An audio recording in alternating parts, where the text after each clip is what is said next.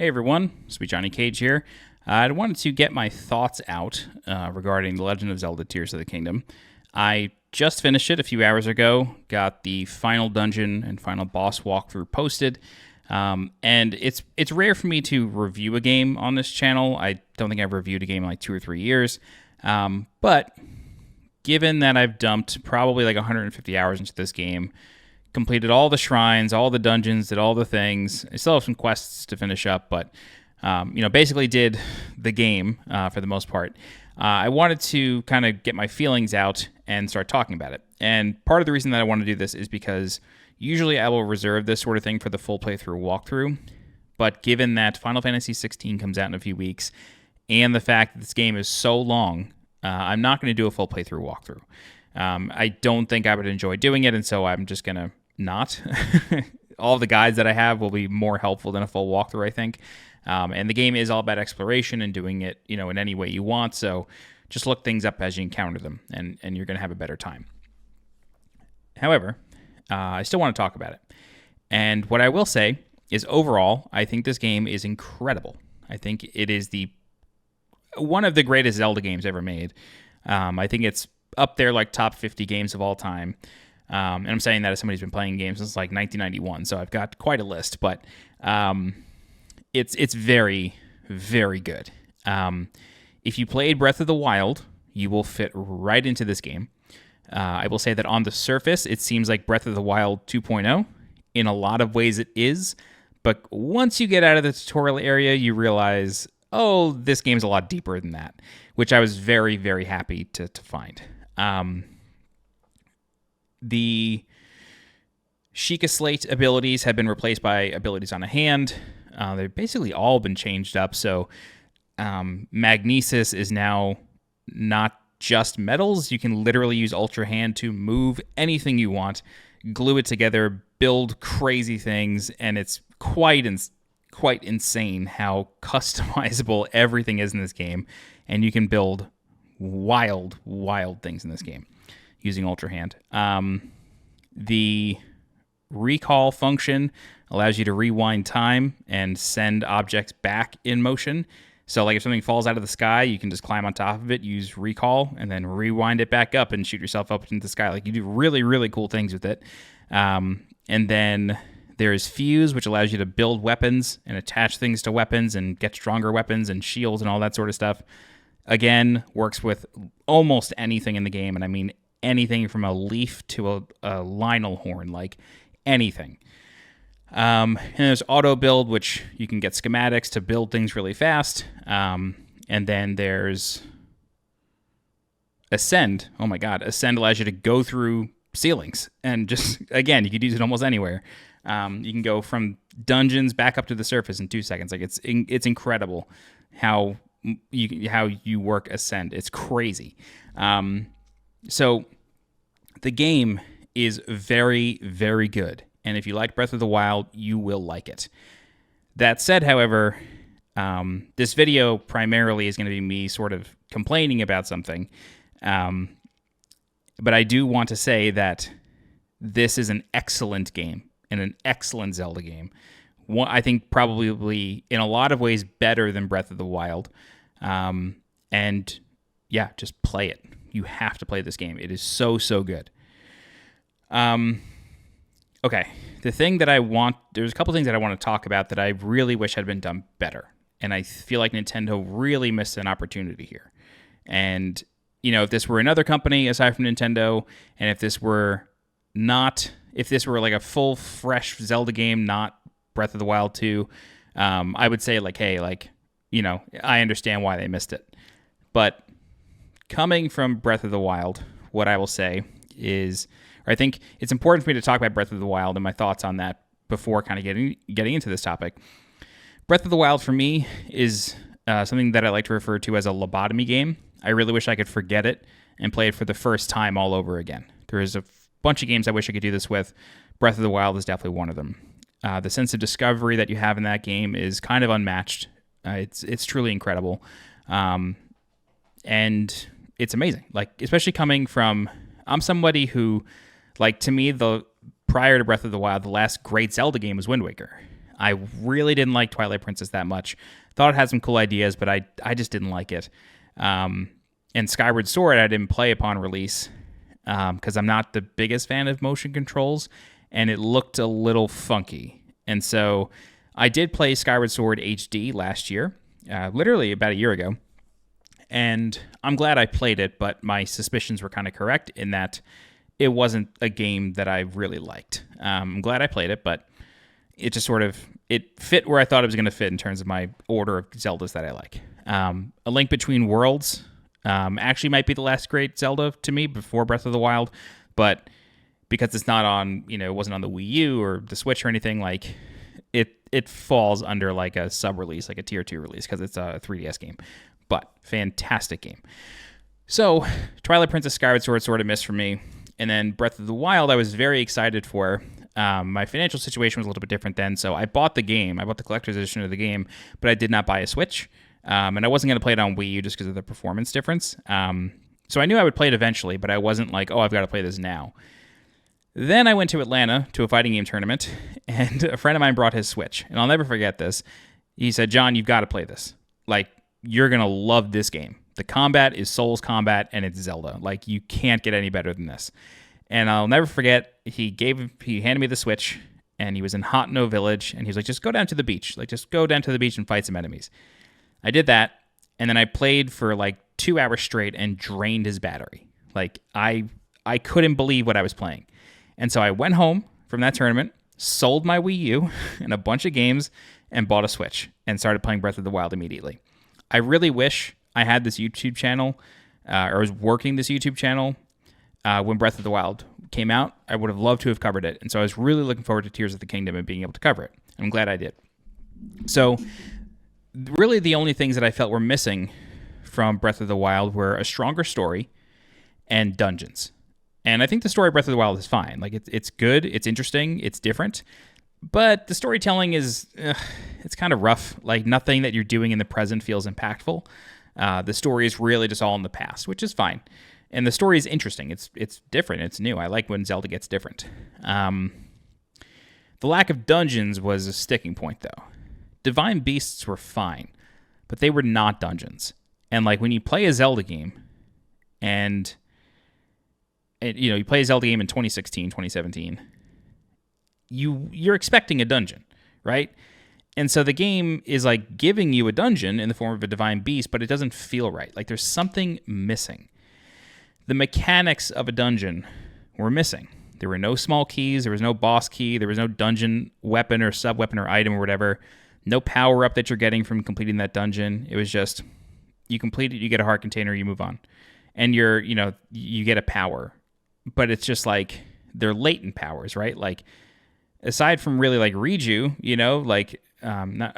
Urbosa, sorry, they're really like latent powers, right? Like, they're not like a hook shot, they're not a boomerang, they're not a fire rod, like all that stuff was baked into the game, with the exception of the hook shot, really, through the weapon system, through the chemistry system, which is fine. But when Breath of the Wild 2, or the sequel to Breath of the Wild, was announced, all I really wanted was a dungeon. Like, that's all I wanted. And Tears of the Kingdom, this is where we're going to get into spoiler territory. So you've been warned. We're going to get a little crazy here. I'm going to do my best not to spoil the story as much as I can, but there are certain things that I have to talk about. So in Tears of the Kingdom, there are temples. And when you first find a temple and the temple name shows up, you're like, hell yeah, we got dungeons again. But they're just divine beasts. Like, it's the same problem all over again. There's a total of, let's call it 4.5 dungeons. And there's a wind temple, water temple, lightning temple, fire temple, and then the construct depot / spirit temple. And so the first 2 dungeons I did were the wind temple and the water temple. Both of these are they're cool. Don't get me wrong. They are cool. The puzzles are interesting. But they are big outdoor structures, and the whole time you're just unlocking a door. Like, you're finding the 5 things to unlock the locks. Like, it's the same thing as a divine beast, just a bit more put together and a bit longer. And so, having these be my first 2 dungeons, I was kind of let down. And I still loved playing the game, still really liked it, still wanted to explore everything, find everything, but I actually stopped going towards the regional phenomena quest. I stopped paying attention to that quest, and I started doing other stuff. And that's when I started farming the shrines. I think I had like 100 shrines by the time I got to the third dungeon. I had found all the geoglyphs by the time I got to the third dungeon. Like, I did so many other things, and I'm glad I did. Now, when I finally did those other 2 dungeons, so I did wind, water, lightning, fire.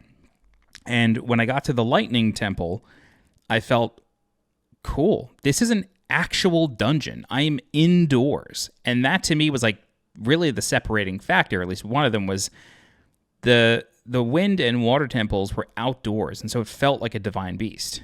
It did not feel like a closed space that was dangerous. It felt like a machine that I had to get working. And the water temple literally is a machine you have to get working. And so with the lightning temple, it was indoors, it was dark, it was dangerous. And even though you were still doing the same thing, like you were unlocking an elevator, it felt better. It really did, because the challenges were combat focused most of the time. And even like the platforming challenges were like unique. They were interesting. They had to deal with light. Like, light puzzles are always fun. For the fire temple, it was in the depths, and so it felt like a cave. It felt closed and cramped and indoors, and it was sprawling, and you had to make good use of the minecarts, but it still felt good to play through. It felt like a temple. It looked like a temple. Also, I liked that the first version of the song that plays in the Fire Temple before you've unlocked anything, I like that there's chanting. I think that's a really nice callback to the Fire Temple of Ocarina of Time in version 1.0 before the music got changed. But the lightning in Fire Temples felt good. I still didn't like that the objective is to just open a door or unlock an elevator. I think the absence of keys is really... I don't know, like, I feel like if there were keys, it would be better. Like, I don't understand why they still won't put keys in these dungeons. It doesn't make a lot of sense to me. And, like, it's one thing to want people to solve a dungeon in certain ways, and I think you can do that even if you're locking doors. They used to do it all the time. Skull Woods, for example, in A Link to the Past is one of the coolest dungeons because you could either do all of it or skip all of it. Like, I think you only have to enter, like, 7 or 8 rooms total. Less than 10, I think. I'm really trying to remember right now. I think it's like something like 10 rooms you got to enter in that dungeon versus like the 20-something that are available. And it's like, that's all you got to do. You could skip the whole thing if you want. Get the fire rod, kill the boss, done. It's one of the fastest dungeons in a speedrun. And so they've done it before. And like, I think even the Fire Temple in Ocarina of Time can be sort of done like in slightly varying orders. You could do certain things first as you get deeper into the dungeon. I know in Master Quest you can. So like it's been done before. You can give people certain amounts of freedom in a dungeon with keys. And every time you unlock a door in a dungeon, there's like a sense of anticipation of what's in this room, what was hiding behind this lock. And, you know, finding the map and the compass and the dungeon item, it's good dopamine moments. And I understand that they can't, like, it's a game that has to be able to be done in any order. You have to be able to go anywhere you want, do anything you want, and do it in whatever order. I get that. That is the reason why they don't have dungeon items anymore in these past 2 games. I understand that. I don't think the dungeon item itself is necessary. But I think, for me, like, an indoor space is very important. And having locked doors is very important. Otherwise, it just feels like another shrine. Like, it just feels like a prettier shrine, basically. And I don't know, like, it frustrates me that they missed the mark again. When that was literally the only thing people said they wanted. I can't speak in hyperbole, but like, it was one of the major things people said that they wanted out of the sequel was, I just want dungeons. Do the same exact game, give me dungeons. That's what I was saying. I know firsthand other people who were saying the same exact thing. And somehow they missed the mark again because they are taking the philosophy of freedom to an absolute extreme. And I think that extreme works in so many ways. The fusion system, the chemistry system, the gluing system with Ultra Hand, the attachment system, it's incredible. Absolutely bananas incredible. But when it comes to dungeons, if you're going to have them at all, do them correctly. And I don't think they did them correctly this time around. And like the Lightning Temple and Fire Temple felt better than the Water and Wind, but I don't know. It just didn't feel right. And like, I think this is best exemplified with the Construct Depot or the Construct Factory and the Spear Temple. So the Construct Factory is an area of the game that you can reach right away, but you can't do anything with it until you have started the quest for the 5th Sage. And you can do that early. I've done it early. But you can't do it with no sages. You got to think at least have one or two. And like when you get down there, the sage tells you, okay, now visit the 4 parts depots and bring the parts here and we'll build the construct. And like, you've got to solve interesting puzzles in each one, and you can do them in any order, but it does not feel like a dungeon. And yet you bring that construct, when you finally build it, to the Spirit Temple to just fight the boss. That's all the Spirit Temple is. It's an elevator to the boss. That's it. That's all it is. And so it's like very clear that their priority is just like open puzzle solving and a boss. Like that's all they're trying to give in these dungeons. And I really, really wish they would just give us a real dungeon. So I don't know. Maybe the next game will not be Breath of the Wild 3. Maybe the next game will be something closer to the earlier games. It would be cool if they sort of like did like parallel Zeldas, like they released one that was smaller scale but had that traditional dungeon style, and then the major release was like Breath of the Wild 3. Like, I just wish there was something, because I know one day Twilight Princess and Wind Waker are going to get released on Switch finally, and I'm going to go through those and be like, damn, this is a dungeon. Like, this is what I want. Like, this is all I want. But so that's the one component of the game that I still feel like they're missing the mark on. The second thing, and this is really the major crux of me wanting to make this video, is the storytelling. Now, there's a difference between story and storytelling. I think the story of Tears of the Kingdom is probably the greatest Zelda story ever.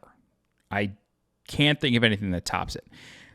I still think Majora's Mask is the darkest and most interesting, but Tears of the Kingdom story it's like on the rails, but like insane. Like, there are parts of this story that, like, I'm not going to spoil the whole story, but there are parts of the story where I'm like amazed that they went as far as they did.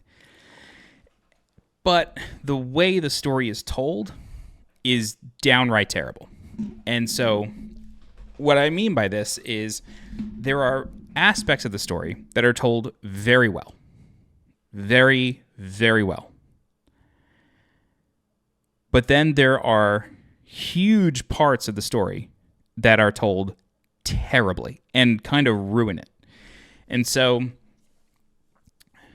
in the spirit of openness, you can discover the story. So just like sort of set this up. This is like in the trailer of the game, like the reveal of the game. Zelda goes missing. And so Link wakes up in the sky and has to find Zelda. And so you can learn what happened to Zelda pretty much right away if you want. Once you get out of the tutorial Sky Island, you land back on the surface, you can find out what happened to Zelda. The way you do that is just do the geoglyphs. Like, find the geoglyphs scattered throughout the world. There's no combat associated with this. You just got to get to the Skyview Towers, reveal the map, and go find the geoglyphs. Link learns what happens to Zelda sort of alone, right? Like, he does it on his own solo adventure, finding the geoglyphs, finding the Dragon's Tears. And then when he gets all the Dragon's Tears, something happens that reveals where Zelda is.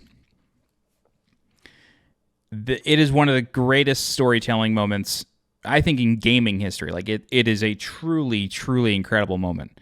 And it's one of those things where it's like, for real? Like, are you joking me? They really did this? And like, I laughed when it happened because I was just so blown away. So that's the good part. The good part is that like you learn this story, you find out what happened to Zelda and where she is. And the way it's told can be done out of order. It most certainly will, unless you know exactly where to go. And that's because the geoglyphs, I think there's 11 of them, they're scattered throughout the world, and they're not in any sort of like patterned order. So they don't go from like left to right down the map. They don't go in a clockwise fashion, anti-clockwise fashion, columns, nothing. It's just like seemingly random. Which geoglyphs have which memories. It's the same memory every time you find that specific geoglyph. Like if you find the dagger, you see that cutscene. If you find the Demon King one, you watch that cutscene. But like they are not in any sort of order as they are laid out in the land.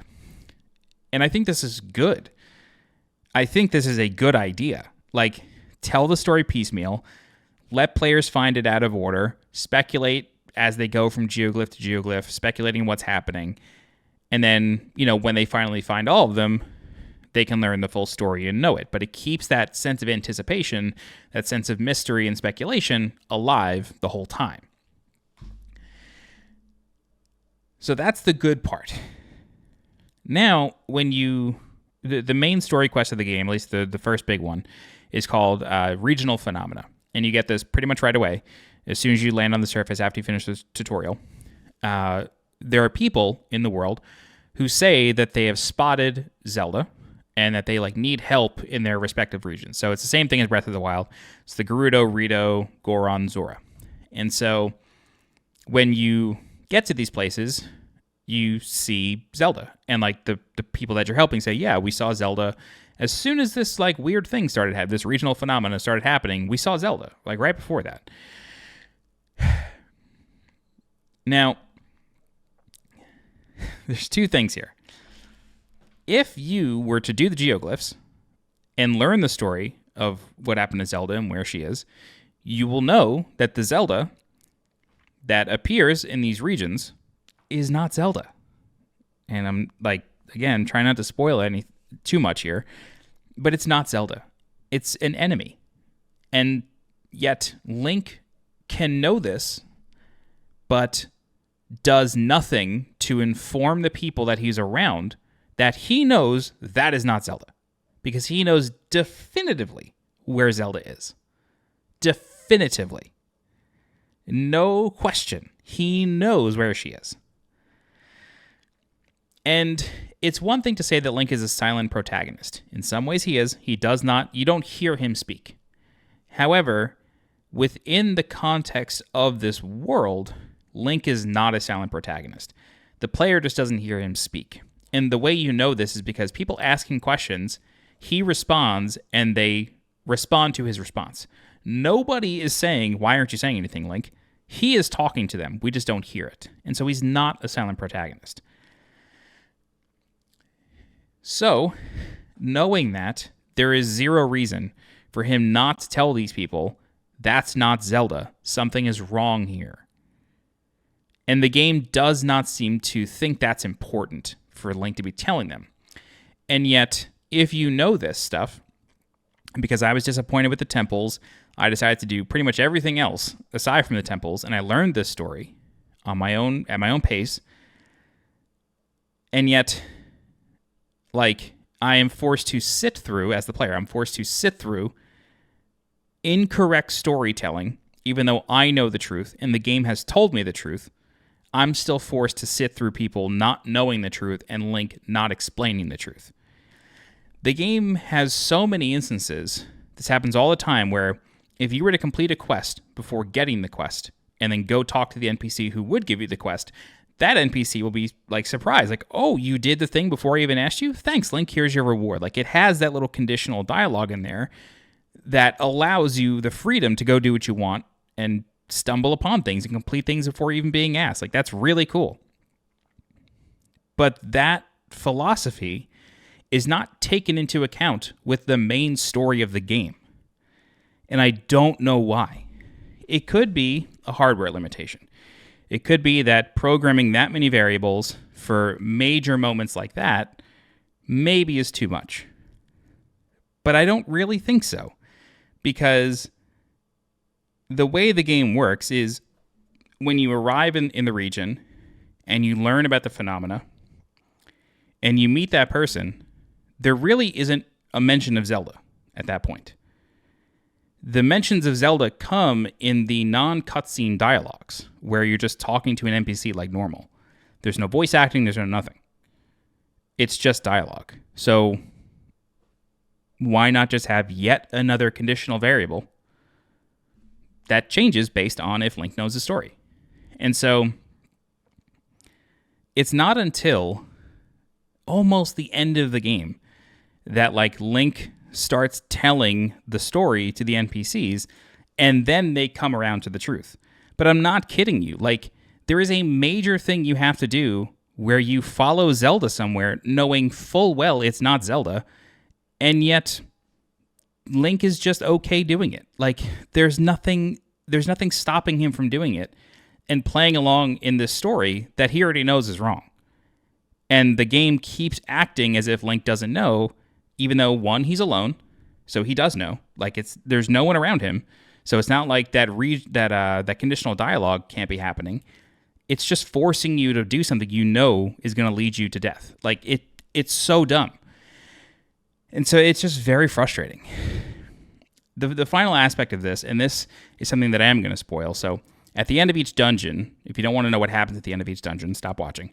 But at the end of each dungeon, the person that you are with, your companion, awakens as a sage, and they meet their ancestor who was the sage in the past when the war against the Demon King was happening. And every time you do that, you are told almost verbatim the exact same story every single time. And it's one thing for the NPC that you're with to not know that story. I get that. That NPC needs to be told that story so they can awaken as a sage. I get it. However, it should not be word for word verbatim. It should not be the same story every single time. The game is already comfortable telling you the story of what happened to Zelda out of order, in pieces, for you to discover on your own. Why is this any different? Why is it that every time I defeat a dungeon boss, I know exactly what's going to happen? I know exactly what's going to be said. I know exactly that the NPC is going to, like, after hearing all this, say, that was the imprisoning war. Every single time. All 4 times. It happens all 4 times. I am almost positive that if I were to line it up in editing software in Adobe Premiere, it would be the exact same time. Like, it would take the exact same time. The dialogue would happen in the exact same spots. Like, I can almost guarantee it. If not exactly, extremely close. And so, again, like, it's one thing for this dialogue to be there for the first sage that you awaken, the first dungeon that you complete. I get it. But every time after that, you've got to sit through the same exact story, and the NPC has, word for word, the exact same reaction of, that was the imprisoning war. That was the imprisoning war. Same 5 words every single time. It destroys any impact that awakening yet another sage would have. And, like, don't get me wrong.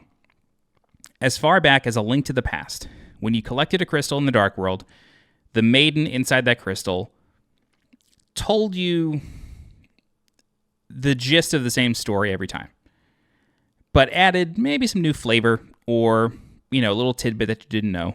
And then when you finally rescue Zelda at the end of Turtle Rock, she sort of completes the story. And then you go into Ganon's Tower. The sages in Ocarina of Time kind of do the same thing, except there's a personal connection between Link and the sages, so it's a bit more natural of a dialogue. And again, there's more flavor being added each time. In Tears of the Kingdom, it's the exact same story every single time with no added flavor, no added context, nothing. And it was another reason why I was just like, I don't want to go to these other dungeons. I don't care. Like, I know what the story is. I know exactly what's going to happen. We're going to unlock a door, fight the boss. They're going to be told about the imprisoning war every single time, without fail. And that's what happens. And so it's just very frustrating the way this game tells its story. And I've read a lot of reviews on it now that I've finished, and like, nobody really mentions it, and I don't really know why. Maybe I just haven't seen the reviews that do, but I still think it's an excellent game. I still think it is an incredible follow-up to an already incredible game. You should buy it. You should play it. You should love it. I'm going to keep playing it and finish all the quests that I haven't finished. And like, I'm looking forward to finally being able to play it handheld mode, since I don't have to capture footage anymore, and like play it on the new, OLED that I got, the Tears of the Kingdom OLED. And like, it's still an incredible game and deserves to be played. But like, between the dungeons and the storytelling, those were like the two big misses of Breath of the Wild, or the two gaping holes of Breath of the Wild that they had opportunity to rectify and to fill and to fix. And they just didn't. Like, they did in some ways. Like, the story of where Zelda was and is and what happened to her is unbelievable. Unbelievable. And totally optional. Like, you don't have to find it. But, like, the fact that that has no impact on anything else in the game, even though the game is built on conditions and, like, variations and freedom, it just doesn't make any sense. It does not make any sense. So, yeah. That's it. There's a lot of good in this game. The new characters are really cool.